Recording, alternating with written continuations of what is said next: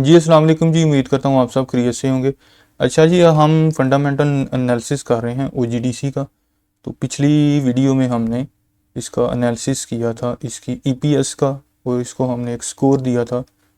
तो आज हम जो है ना वो ईपीएस का हमने लास्ट वीडियो में, पिछली वीडियो में ईपीएस का स्कोर देखा था। ठीक है, उसकी ग्रोथ के हिसाब से उसको मार्क्स दिए थे। तो आज हमारा वो हमारे इंस्पेक्शन नंबर 1 थी। ठीक है, आज हमारी इंस्पेक्शन नंबर 2 है। इंस्पेक्शन नंबर 2 में आज हम जो सीखेंगे, देखेंगे, वो आ जाएगी हमारी नेट प्रॉफिट मार्जिन, यानी एनपीएम।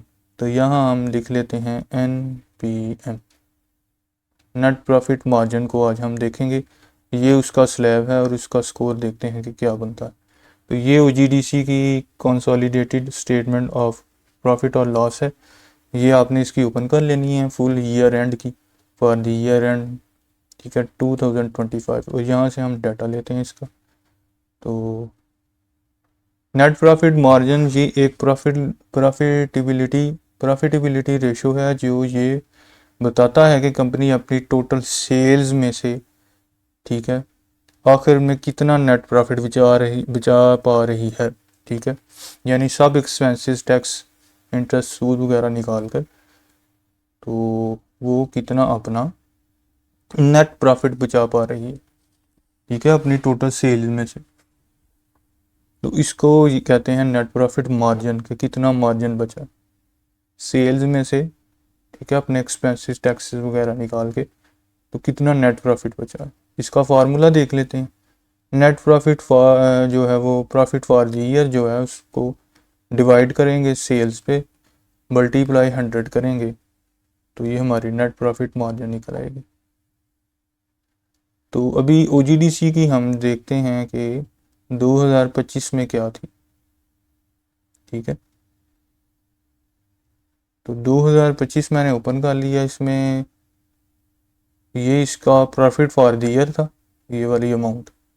ठीक है, तो इसको डिवाइड करेंगे हम इस अमाउंट पे, सेल्स पे, टोटल सेल।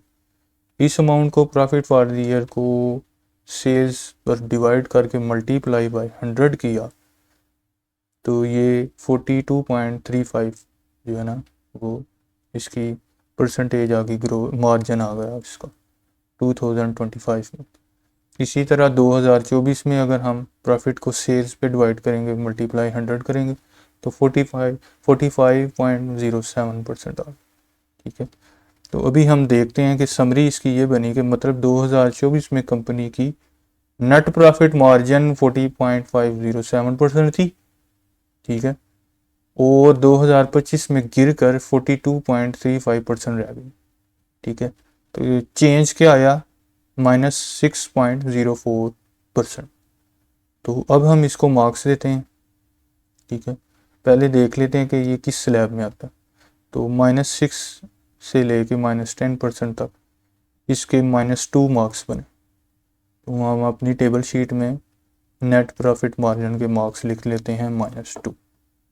तो ये आज हमारा इंस्पेक्शन नंबर 2 हुआ।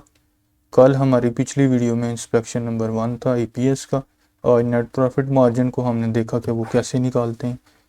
ठीक है, उसका फार्मूला देखा, उसकी 2024 के मुकाबले में जो है वो डिफरेंस देखा, चेंज देखा, और उसका मार्क्स बनाए हैं हमने स्लैब में से -2।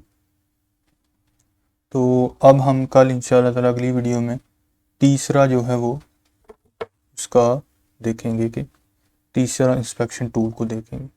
तो कल वाली वीडियो में इंशाल्लाह मुलाकात होगी। अपना ख्याल रखिएगा जी, अल्लाह हाफिज़।